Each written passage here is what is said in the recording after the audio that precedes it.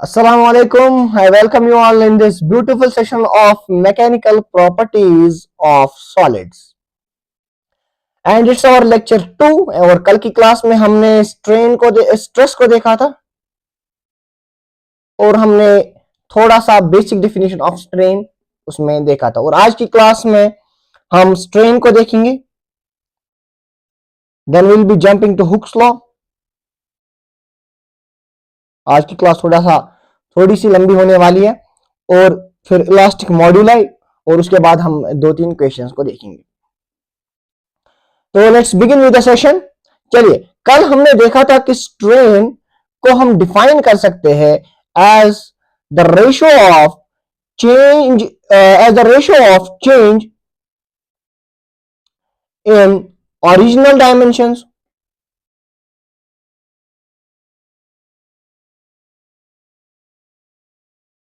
To the original dimensions.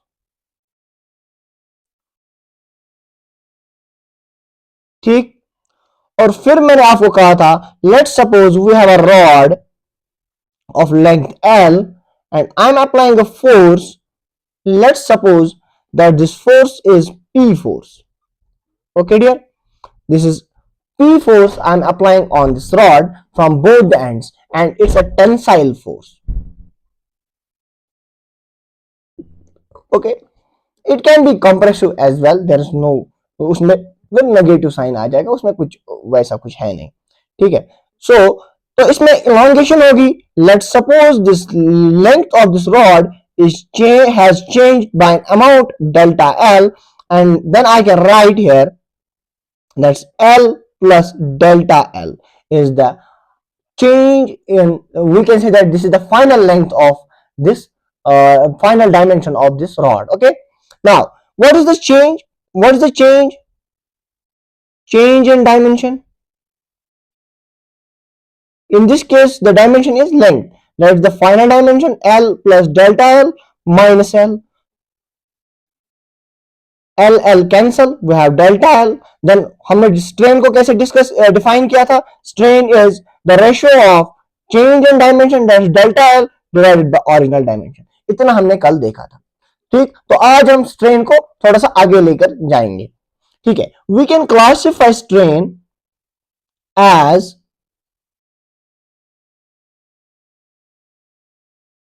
पहला strain normal strain.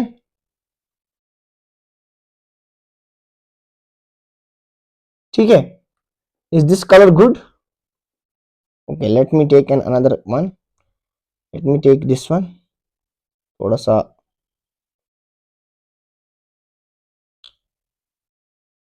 Okay, let me take this one. And another is your shear strain.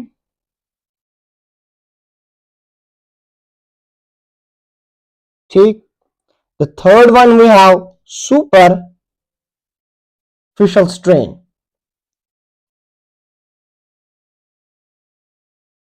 And then the fourth one is our volumetric strain. ठीक है जनाब. तो अगर हम normal strain को देखेंगे, normal strain आता ही है जब नॉर्मल फोर्सेस हो.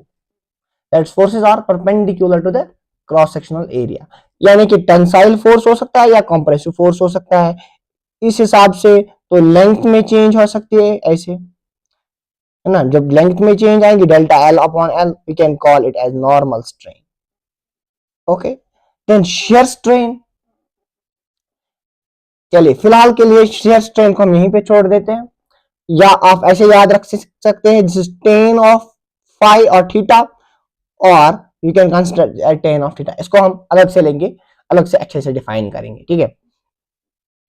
और superficial strain is change in area divided by original area. ठीक है.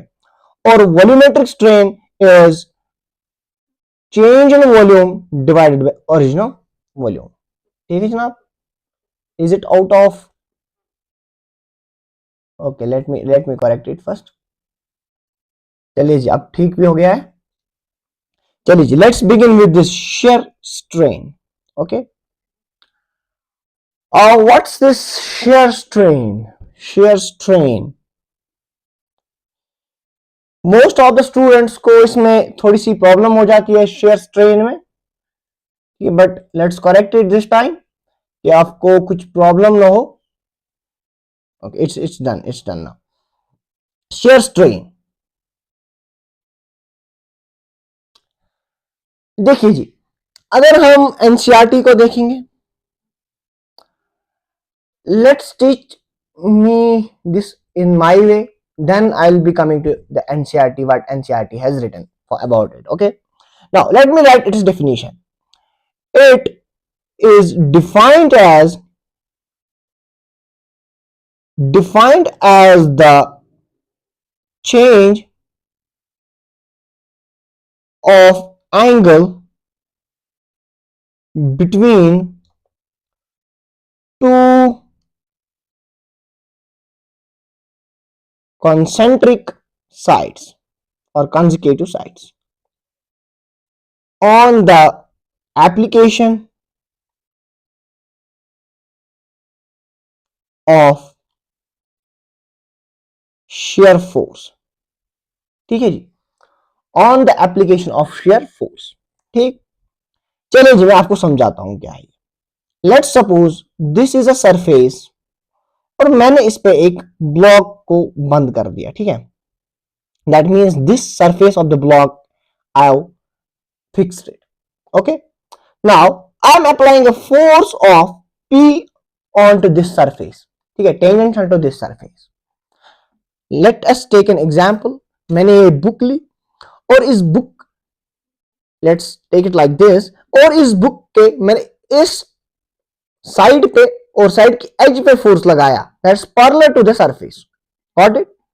अगर मैं आपको 3D में यहां पे दिखाऊं थोड़ा सा विजुअलाइज करवाने के लिए, if this is our box, okay dear, this is our box and this surface of this box is hinged. Okay, let me take it here. Okay, now this surface of this box is fixed. Okay, मैंने इस surface को बंद कर दिया sir. ठीक है, ये वाली सरफेस जो है वो बंद हुई है। ठीक, अब मैंने इस सरफेस पे एक फोर्स लगाया P। अब होगा क्या, क्योंकि नीचे वाली सरफेस बंद है तो ऊपर वाली सरफेस नीचे आगे की ओर जाएगी, तो there will be a change in the angle of this solid, this particular solid. तो कुछ इस तरीके का ये बन सकता है। ठीक है, अगर हम इसमें दिखाएंगे कुछ ऐसे। ठीक है जी, ठीक है जी, तो कुछ इस तरीके का ये बन सकता है। ठीक है, अगर हम 3D में इसको विजुअलाइज करने की कोशिश करेंगे तो। ठीक ना, इसका जो इनिशियल एंगल था दैट वाज अबाउट 90 डिग्रीज। ठीक है जी, let's suppose this angle is theta या फाई, जो कुछ भी आप लेना चाहो। देन ये वाला जो एंगल बचा हमें, तो वो क्या बचा, 90 degree minus theta. Then change in angle, change in angle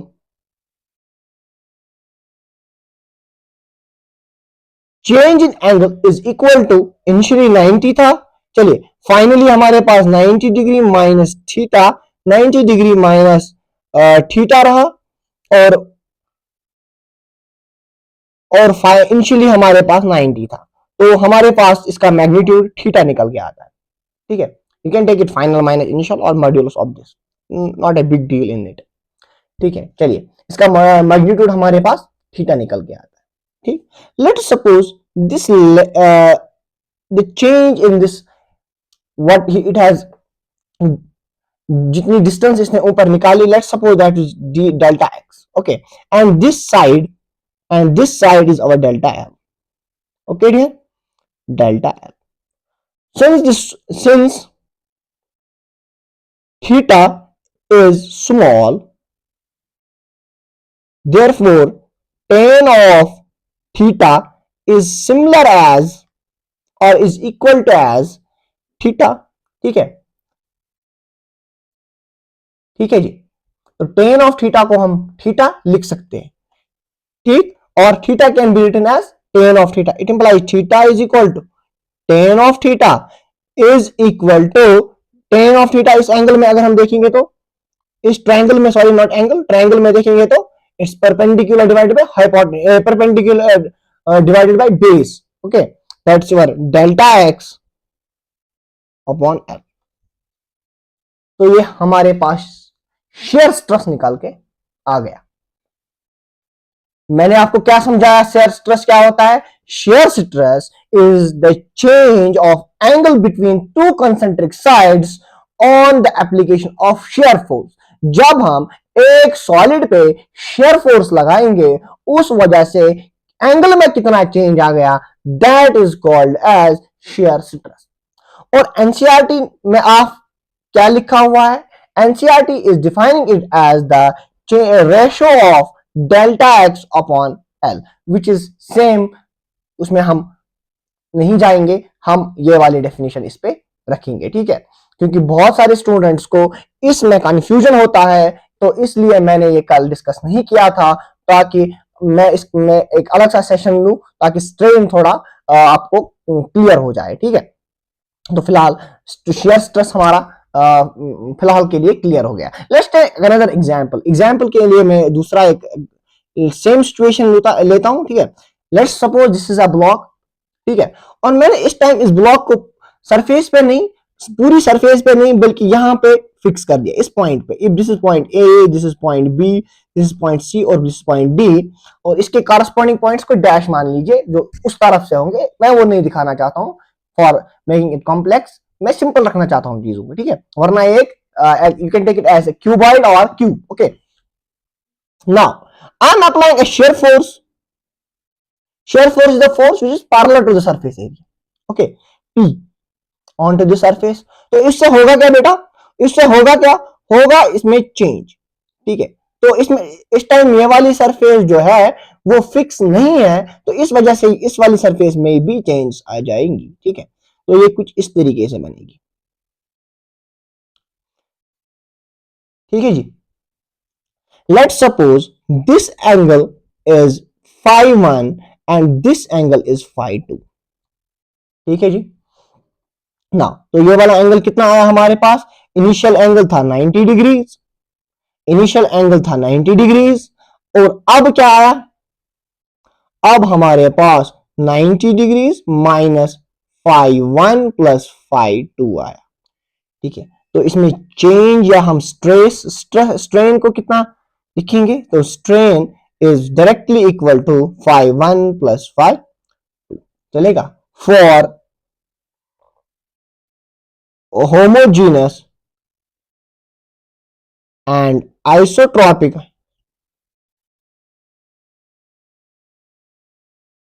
material, theta phi 1 is equal to phi 2, therefore strain in this case is equal to 2 times of phi 1, or we can take it phi.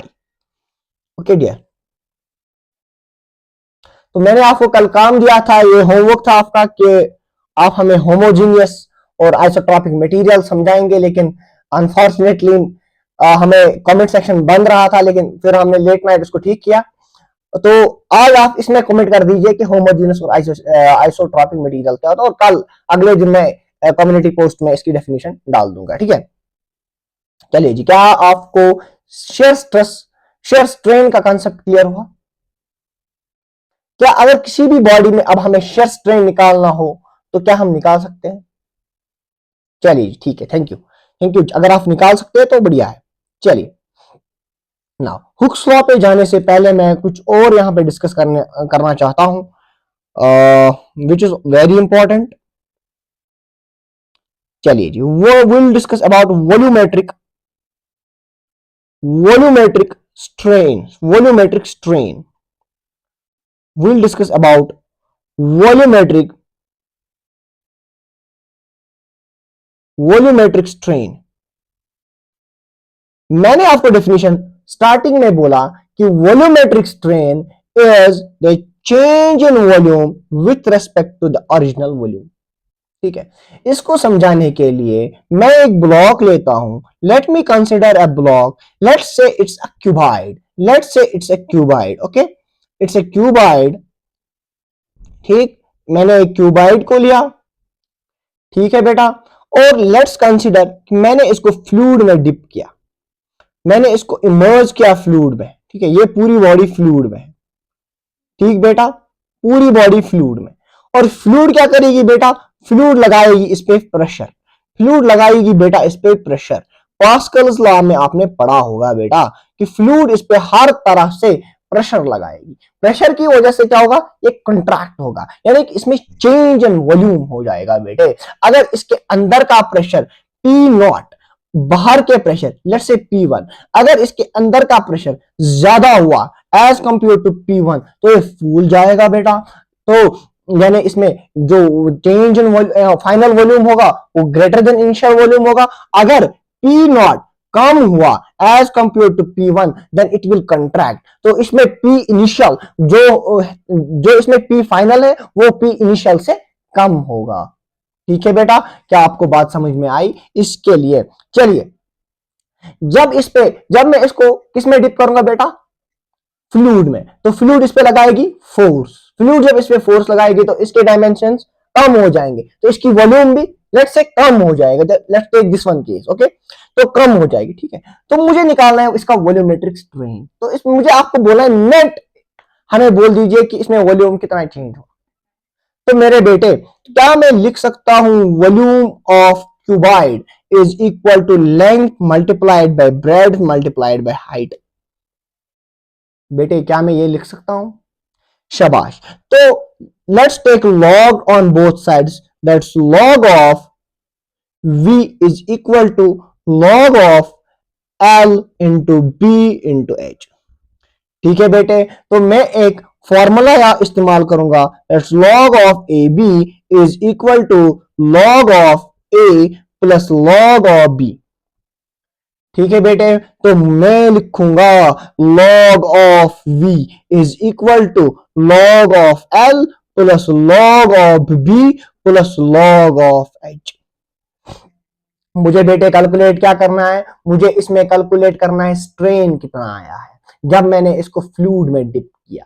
तो बेटे अगर मैं दोनों तरफ से differentiation कर दूं, differentiation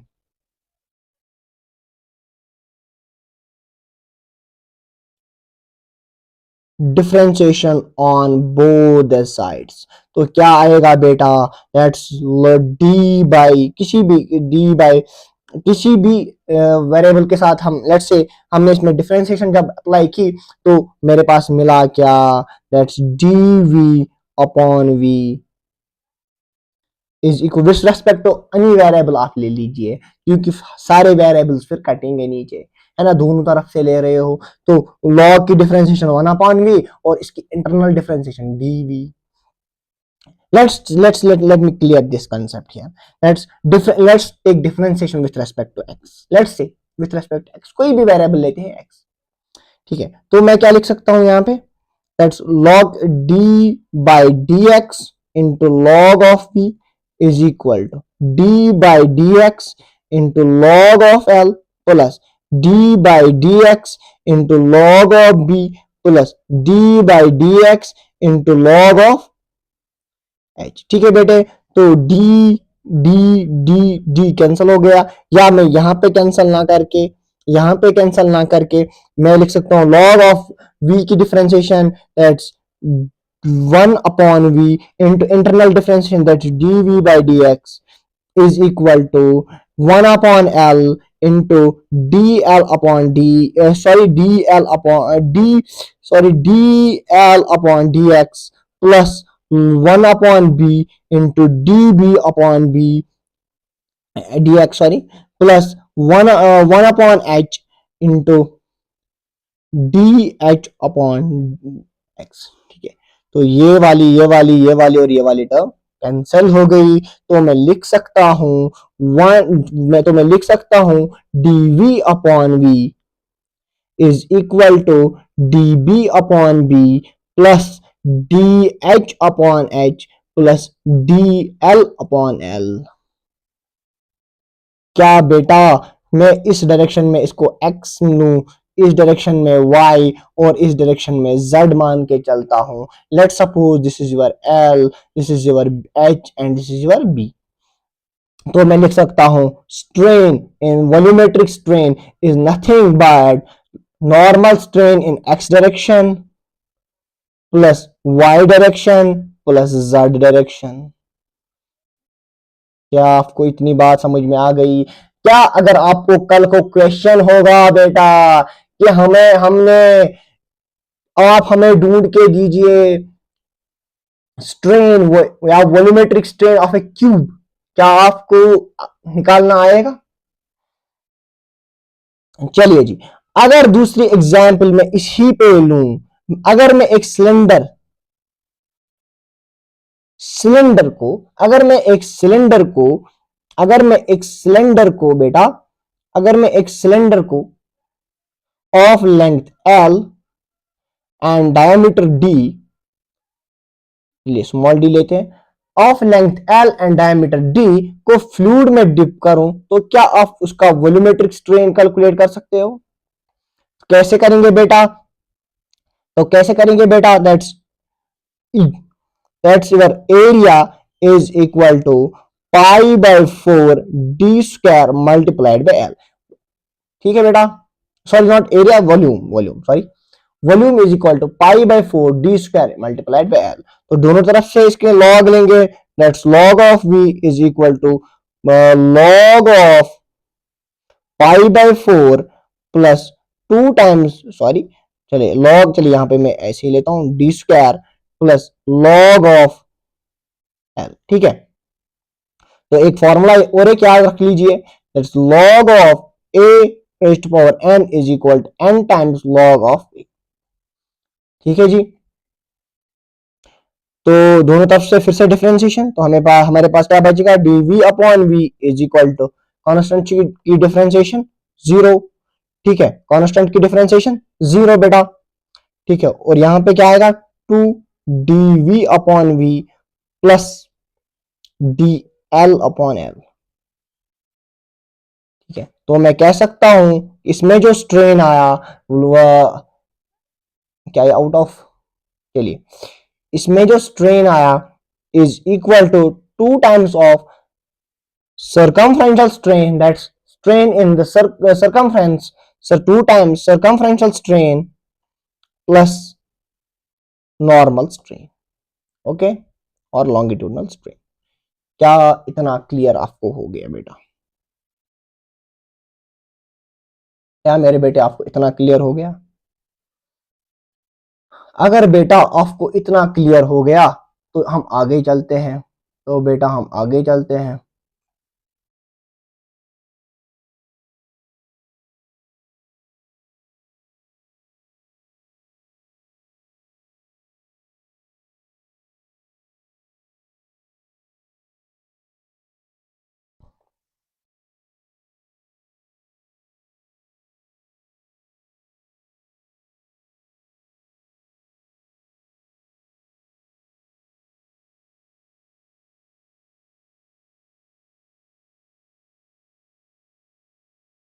तो क्या सिमिलरली ऑफ, चलिए जी, तो क्या सिमिलरली ऑफ स्फीयर क्या मुझे कैलकुलेट करके देंगे? और कमेंट सेक्शन में आप मुझे वो बोलेंगे. हमें बहुत अच्छा लगता है जब आपका रेस्पॉन्स आता है. ठीक है, हमें बहुत ही अच्छा लगता है जब आपका रेस्पॉन्स आता है. आपको क्या करना है, एक स्फीयर लेना है, उसका वॉल्यूम लिखना है, दोनों तरफ लॉग, फिर प्रोसीजर सेम है. ठीक है बेटे, तो क्या आपको वॉल्यूमेट्रिक स्ट्रेन भी क्लियर हो गया? क्या आपको वॉल्यूमेट्रिक स्ट्रेन की कुछ फील आया कि कैसे होता है, तो और कैसे इसको कैलकुलेट किया जा सकता है? चलिए ठीक है, चलिए होप आपको अच्छे से क्लियर हो गया होगा. चलिए हम आते हैं हुक्स लॉ पे. बेसिकली हुक्स लॉ करता क्या है? हुक्स लॉ रिलेट करता है स्ट्रेस और स्ट्रेन को. देखिए एक बात बहुत सिंपल है कि हम स्ट्रेस को कैलकुलेट नहीं कर सकते. We can not calculate strain. We can not calculate strain, हम स्ट्रेन को डायरेक्टली कैलकुलेट नहीं कर सकते, हम we don't have any instrument to calculate strain, पर नॉट स्ट्रेन, स्ट्रेस, ठीक है, क्योंकि इंटरनल फोर्स है मेंबर के अंदर, फोर्स फिर उसको मेजर करना पड़ेगा, वो कैसे करेंगे, है ना, फिर उसको एरिया से डिवाइड तो ही निकलेगा।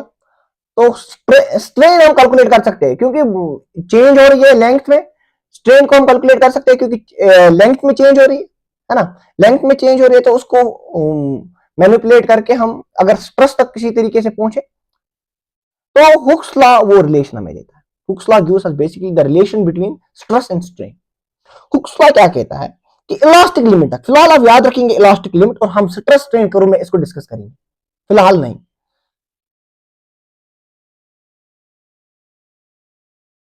ठीक है।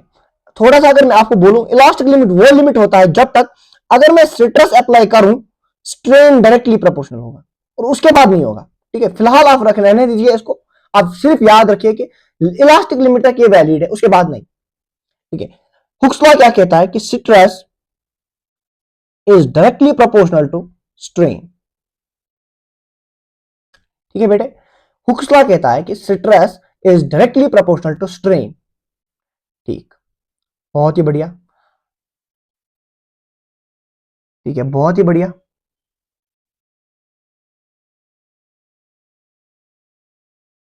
चलिए, ठीक है, तो प्रोपोर्शनलिटी कांस्टेंट, प्रोपोर्शनलिटी हटेगी तो कांस्टेंट आएगा, that stress is equal to some K को हम कोई भी कांस्टेंट लेते हैं, और strain multiplied by strain, okay बेटे। और इस के को, K is called as moduli of elasticity, K को बेटे क्या कहते हैं, मॉड्यूली of elasticity,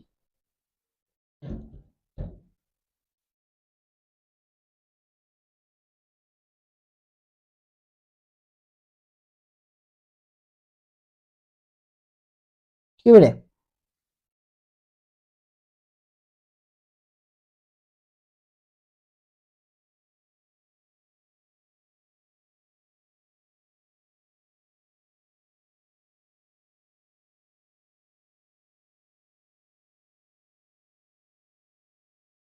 मॉड्यूली of elasticity, K is called as moduli of elasticity, ठीक है बेटे।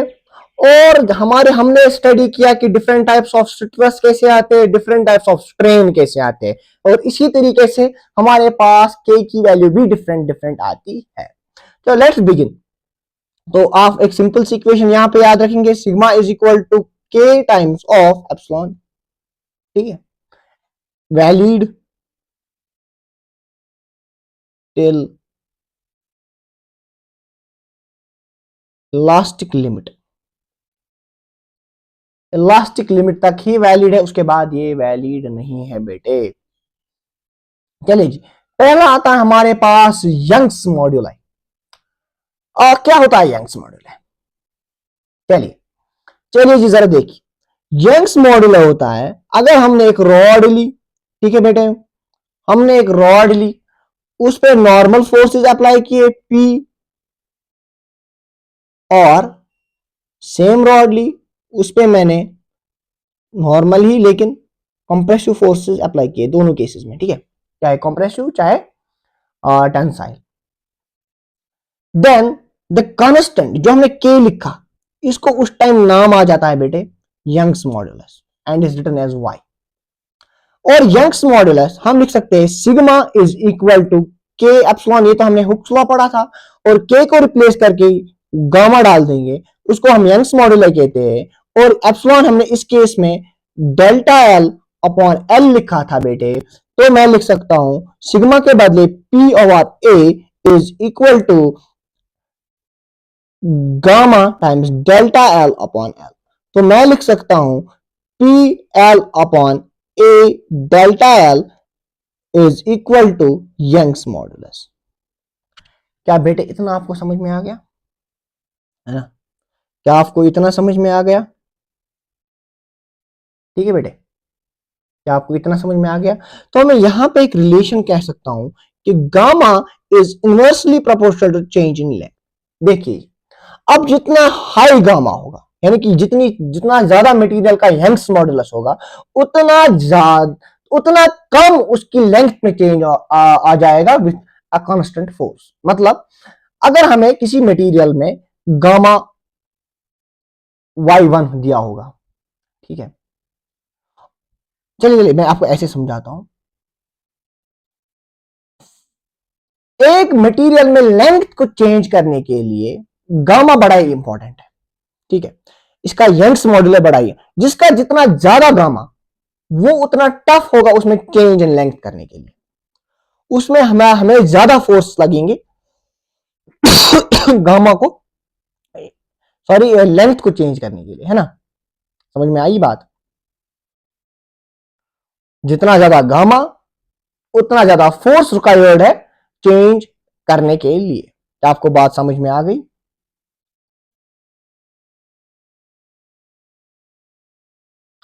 अगर मैं इसमें एक पॉइंट ऐड कर देता हूं,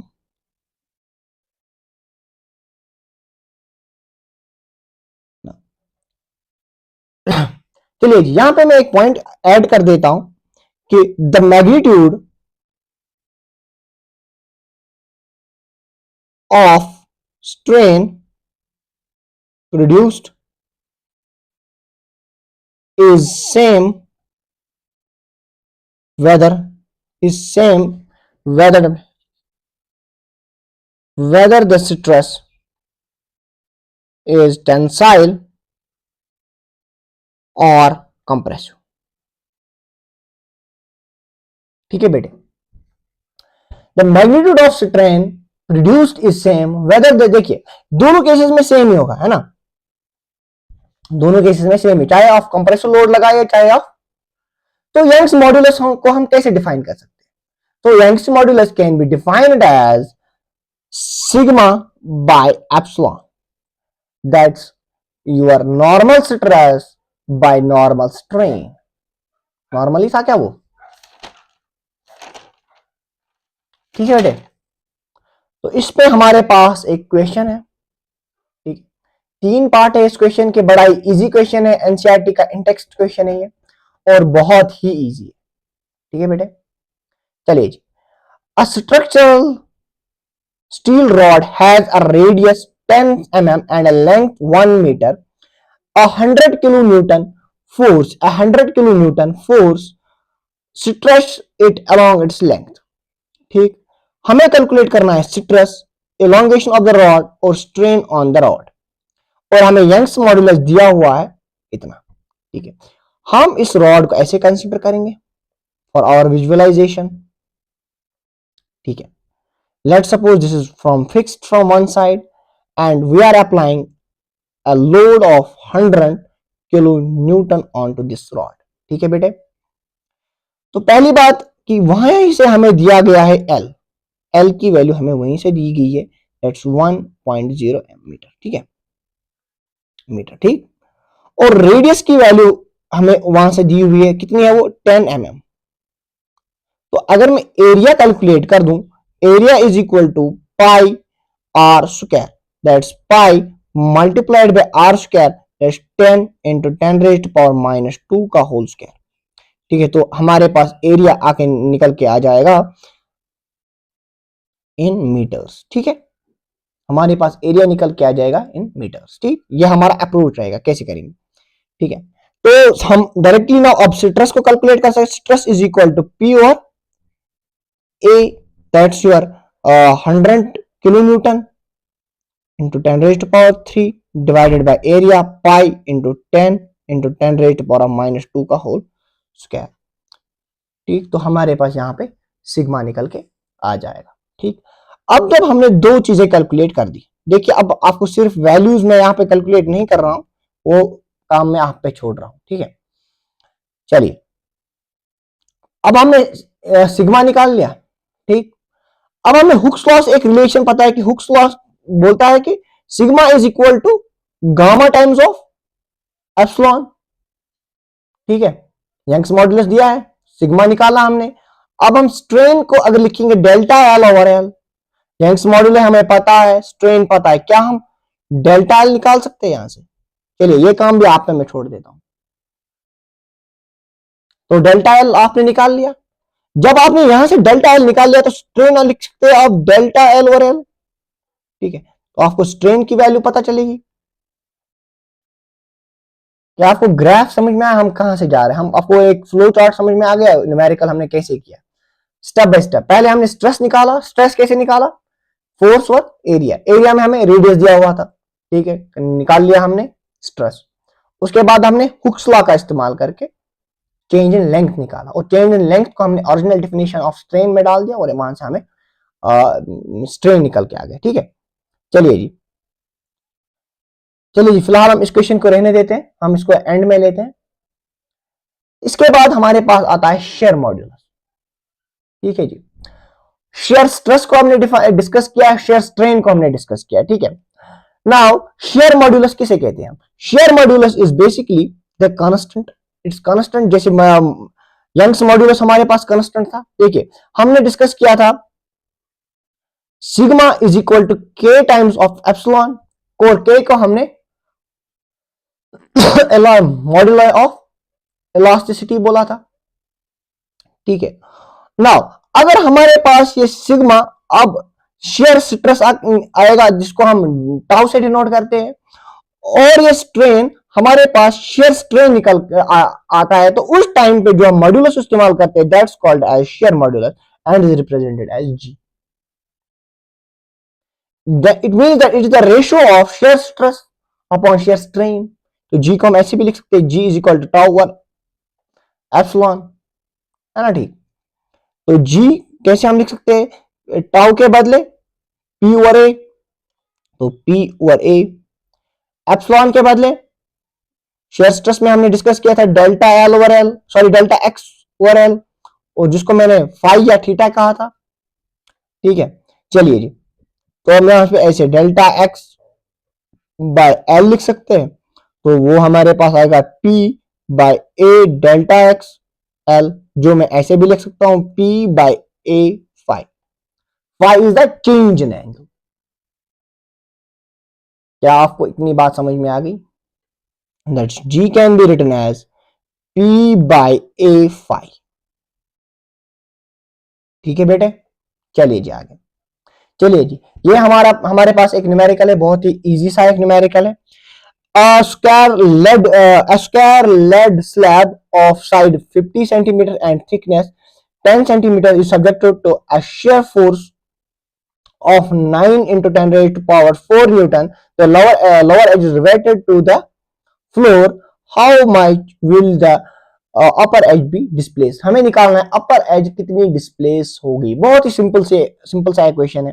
देखिए जी, अगर ये हमारे पास ये बॉक्स है, या चलिए जी, ठीक है, और निचले एज को, निचले सरफेस को इन्होंने रिवेट कर दिया, आप मान के चलिए कि फिक्स कर दिया, ठीक है। कील ठोके हुए फिक्स कर दिया, ठीक है, यानी कि ये वाली सरफेस अपनी फिक्स है, ठीक।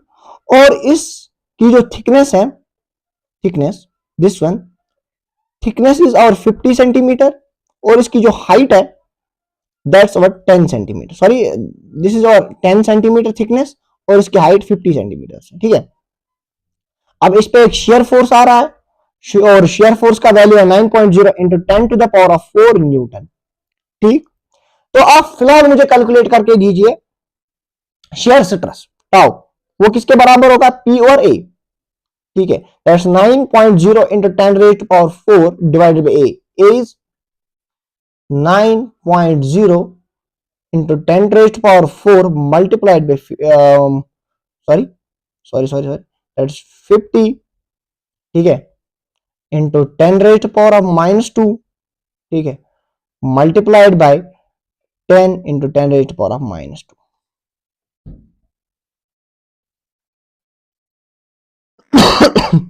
अगर आप इसे कैलकुलेट करेंगे तो शेयर स्ट्रेस आपको 1.80 into 10 raise to power 6 newton पर मीटर स्क्वायर निकल के आ जाएगा, ठीक है जी। हमें निकालना क्या है, हमें निकालना है कि अगर हमने इस पे फोर्स अप्लाई किया तो इसमें जो चेंज आ जाएगी, तो ये वाली चेंज कितनी आ गई, ठीक है, ये कितने अमाउंट से डिस्प्लेस होगा, ठीक है, अपर एज कितने अमाउंट से डिस्प्लेस हो जाएगा वो हमें निकालना है, ठीक है। तो इतना तो हमने कर दिया, तो हम लिख सकते हैं tau is equal to G epsilon, epsilon के बदले delta X over L, G तो जी और टाउ के बदले अब हम लिखेंगे इंटू 10⁻⁶, ठीक है। और यहां से आप वैल्यूज पुट करके आप हमें डेल्टा एक्स की वैल्यू कमेंट सेक्शन में दे सकते हैं ना। मैं क्यों छोड़ रहा हूं आपके लिए कैलकुलेशन, ताकि आप ये क्वेश्चन फिर से करें और आपको ये कंसेप्ट अच्छे से दिमाग में आ जाए, ठीक है। और आप हमें ये कमेंट करके बता दीजिए, कमेंट सेक्शन में आप हमें इस वाले क्वेश्चन का आंसर दे दीजिए, ठीक है। चलिए जी आगे। इसके बाद है हमारे पास बल्क मॉड्यूल है। देखिए जी, बल्क मॉड्यूल की अगर हम बात करेंगे तो बल्क मॉड्यूल इज बेसिकली, देखिए हमने वॉल्यूमेट्रिक स्ट्रेन पढ़ा है ना, वॉल्यूमेट्रिक स्ट्रेन पढ़ा। तो अगर हमें sigma is equal to K epsilon लिखा, हुक्स लॉ है, ठीक है। सिग्मा, सिग्मा ये अपना force, force per unit area, ठीक है, इज इक्वल टू के, तो के ही हम लिखेंगे और हम एप्सिलॉन की जगह वॉल्यूमेट्रिक स्ट्रेन डाल देंगे, दैट डेल्टा वी और वी। वॉल्यूमेट्रिक स्ट्रेन कैसे आता है, वॉल्यूमेट्रिक स्ट्रेन में हमने कैसे डिस्कस किया, एक बॉडी को फ्लूइड में डाला था हमने, है ना। तो फ्लूइड पे क्या, फ्लूइड क्या करेगा, बॉडी पे प्रेशर एक्सर्ट करेगा, है ना। फ्लूइड क्या करेगा, बॉडी पे प्रेशर एक्सर्ट करेगा। तो ये वाला क्या बनेगा हमारे पास, F by, this is basically pressure, that's pressure is equal to, इसको मैं स्मॉल लिख देता हूं, प्रेशर इज इक्वल टू, इसको हम बी से रिप्लेस करेंगे के को बल्क मॉड्यूलर के लिए, डेल्टा वी और वी। तो मैं बल्क मॉड्यूलर में लिख सकता हूं B is equal to P V by delta V, ठीक है बेटे। And inverse of bulk modulus 1/b is called as compressibility, is called as compressibility,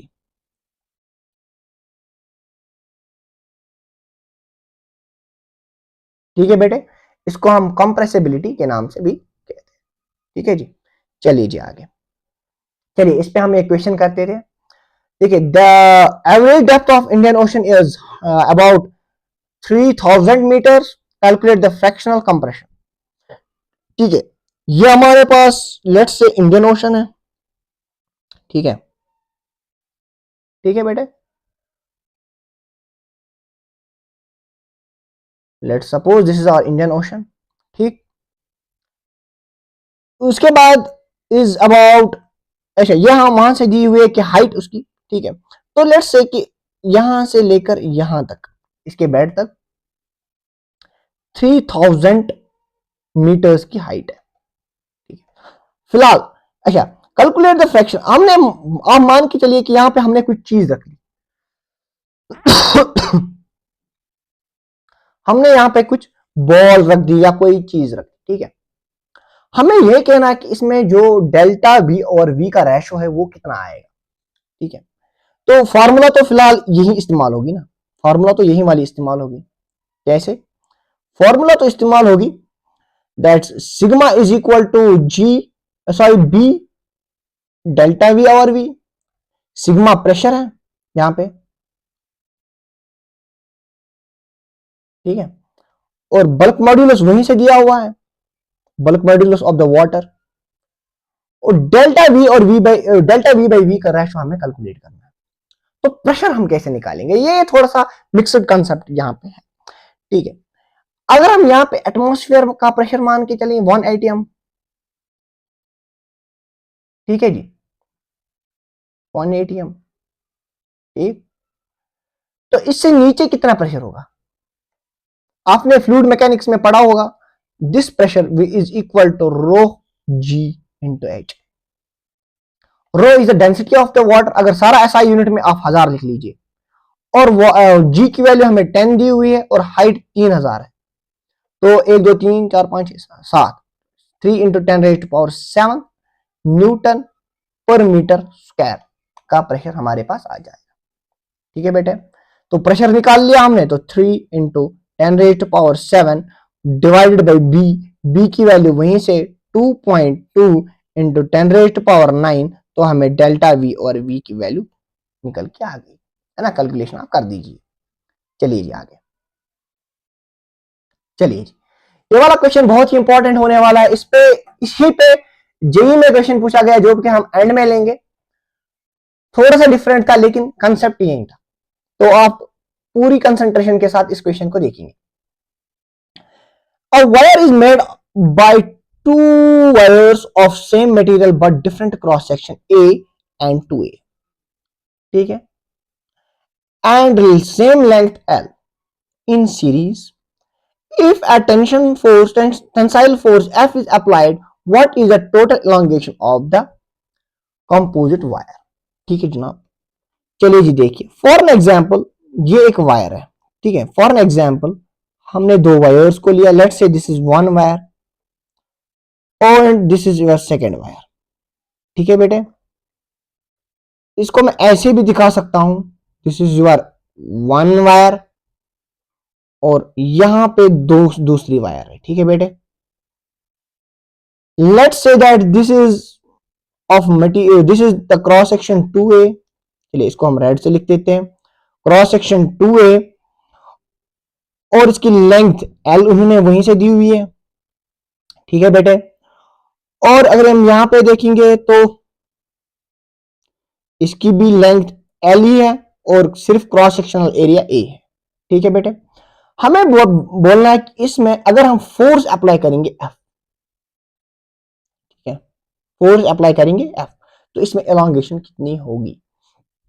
देखिए जी, हमें डेल्टा L नेट निकालना है, तो अगर हम ध्यान से देखेंगे जितना इसका एलोंगेशन होगा उसको ऐड करके इसका एलोंगेशन, यानी कि along delta L1 plus delta L2, it's elongation in L1 plus elongation in L2, ठीक है।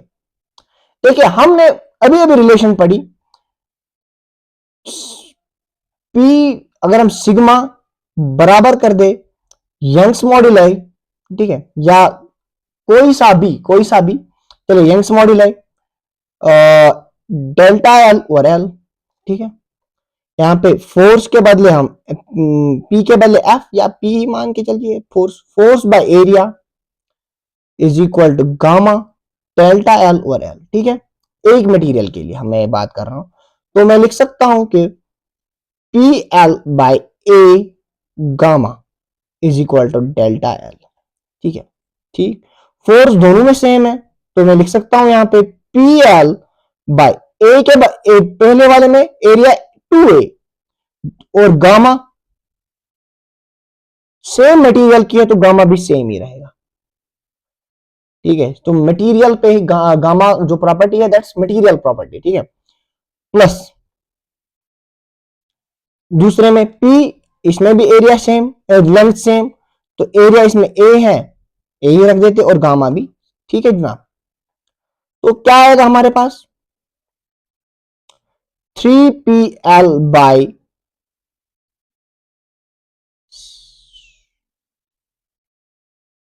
2A gamma is the required answer.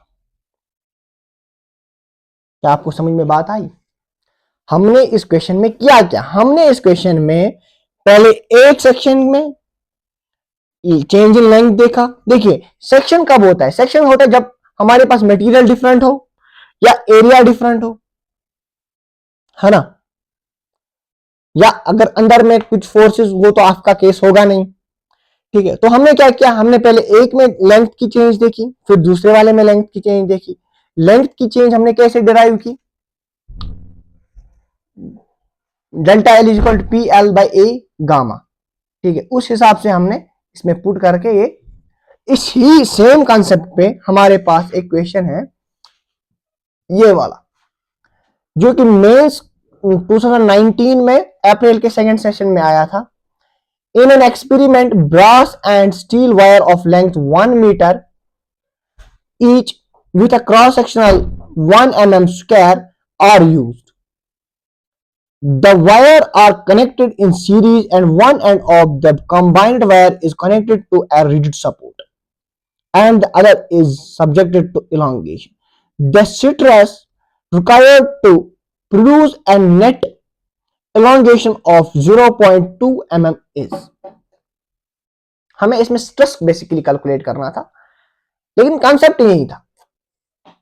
देखिए जी, अगर ये है हमारे पास एक ब्रास का, let suppose this is of brass, इसमें क्रॉस सेक्शन भी इन्होंने सेम ही दिया था, ठीक है, क्रॉस सेक्शन एरिया भी इन्होंने सेम ही दिया था। Let say this one wire, this is our steel, और ये हमारा ब्रास है, ठीक है, ठीक, इसको हमने एक तरफ से फिक्स कर दिया है, ठीक, और दूसरे साइड से हम इलांगेशन या इसमें फोर्स अप्लाई कर रहे हैं, ठीक है बेटे। और क्रॉस सेक्शन भी दोनों का सेम है, ठीक। तो इसमें नेट इलांगेशन उन्होंने वहीं से दी है, हमें कितना फोर्स चाहिए ताकि नेट इलांगेशन ऑफ 0.2 यानी कि डेल्टा एल नेट इन्होंने वहीं से दिया है, दैट 0.2 mm, ठीक है बेटे। तो मैं डेल्टा एल नेट को कैसे लिख सकता हूं, I can write it as delta L one plus delta L two, ठीक है बेटे। और डेल्टा एल वन को कैसे, P L by A gamma of steel या ऑफ ब्रास, चलो मैं इसको ऐसे लिख सकता हूं, P L by A gamma for brass, ठीक है, plus P L by A gamma of steel is equal to, किसके बराबर है ये, 0.2। Since P is applied on both, तो दोनों में सेम होगा, तो बाहर आएगा P, और लेंथ भी इसमें 1 mm स्क्वायर दी हुई है, तो L भी खत्म, तो L भी 1 ही हम डालेंगे, ठीक है, फिलहाल 1, तो mm में है तो उसका ध्यान रखना है ना, नहीं m ये मीटर में है और ये वाला mm में है, ठीक है। तो लेंथ इज इन 1 मीटर और एरिया दिया हुआ है 1 mm स्क्वायर। चलिए जी करिए इसको convert, 1 mm square is equal to 10 raise to power of -6 metre square, ठीक है जी। तो P L के बदले 1, तो दोनों बाहर आएंगे, और एरिया के बदले हम यहां पे लिख सकते हैं 10 रेज टू पावर -6, ठीक है, और यहां पे हम लिख सकते हैं 1 ओवर गामा ऑफ स्टील दिया हुआ है, for steel it is 120 multiplied by 10 raise to power of 9, plus इसके लिए दिया हुआ है that's 1 divided by 60 into 10 raise to power of 9, ठीक है, बाकी मीटर स्क्वायर में सारा हुआ है 0.2। क्या आप यहां से मुझे P की वैल्यू कैलकुलेट करके दे सकते हैं, क्या आपको यहाँ पे ये दिख नहीं रहा है क्या, चलिए इसको मैं यहाँ पे शिफ्ट कर देता हूं, तो आप मुझे अब P की वैल्यू कैलकुलेट करके दीजिए। तो इसको अगर हम यहाँ पे शिफ्ट करें तो it will be your 0.2 multiplied by 10 raised to power of -6 is equal to P, लीजिए अगर हम इस 9 10 raised to power 9 को बाहर निकालेंगे 10 raised to power of 9, तो हमारे पास P 1 divided by 120 plus 1 divided by 60, तो हमारे पास P कितना निकल के आएगा,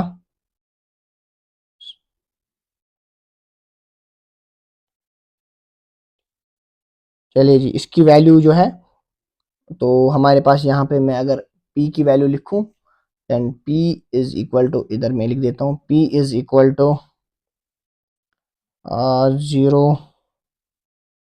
0.2 into 10 raised to power of 3 divided by 0.025, that is 0.2 divided by 0.025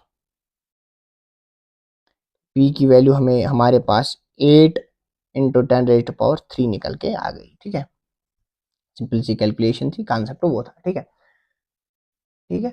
तो P की वैल्यू हमारे पास 8, तो अब हमें स्ट्रेस निकालना है, स्ट्रेस हम कैसे निकाल गए, sigma is equal to P over A,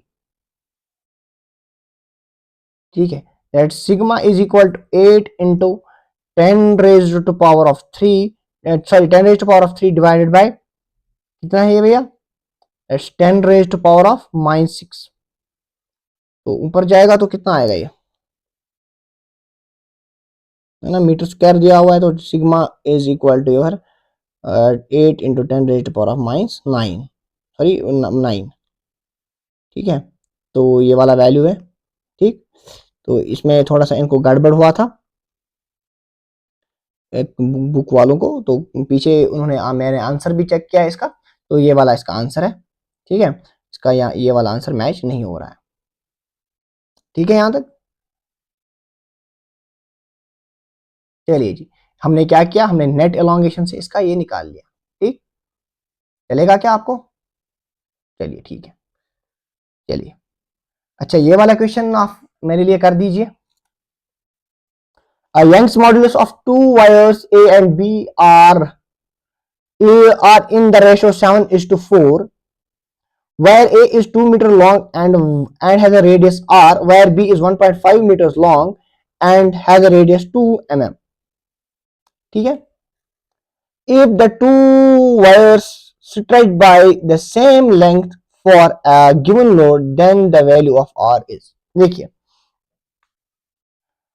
हमारे पास दिया हुआ क्या है, देखिए ये भी मेंस का ही क्वेश्चन है, जो नीट की तैयारी कर रहे हैं तो उनको मेंस के क्वेश्चंस करने चाहिए, है ना।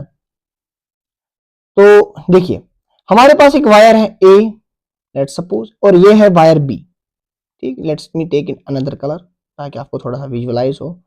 दिस इज वायर बी, और इसके Young's modulus A divide by Young's modulus of B is equal to 7/4, ठीक है भैया। ये हमें वहीं से रिलेशन दी हुई है, हमें निकालना है आर, जबकि इनका फोर्स बराबर है, P of A is equal to P of B, ठीक है भैया।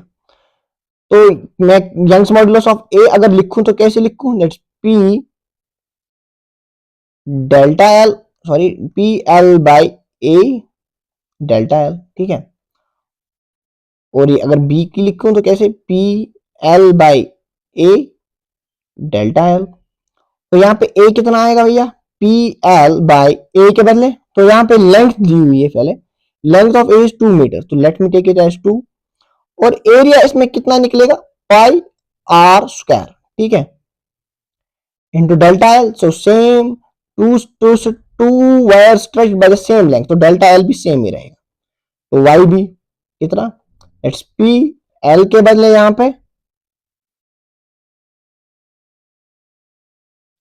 1.5, ठीक है, डिवाइडेड बाय ए यहाँ पे कितना आएगा, that's pi into your 1 2 square, pi 2 square, ठीक है। आर यहाँ पे 2 दिया हुआ है, ठीक, इसके लिए, और डेल्टा एल, ठीक। तो अगर हम इसमें रिलेशन में ये डाल दें, दैट्स पी 2/पाई R square delta L divided by P 1.5 divided by pi 2 square delta L, ठीक है, इज इक्वल टू 7/4, ठीक। तो ये वाला खत्म, ये वाला खत्म, डेल्टा एल खत्म, तो हमें क्या निकल के आ जाएगा, 2/r square multiplied by 4/1.5 is equal to, ठीक है। तो आप यहां से हमें p की वैल्यू, r की वैल्यू कमेंट सेक्शन में बोल दीजिए, ठीक है जी। I feel it's enough for today. चीजें देखिए, आप इसको रिवाइज कीजिए, और ये नोट्स में प्रोबेबली डिस्क्रिप्शन बॉक्स में 1-2 दिन में दे दूंगा, ठीक है। चलिए, thank you, thanks for this session.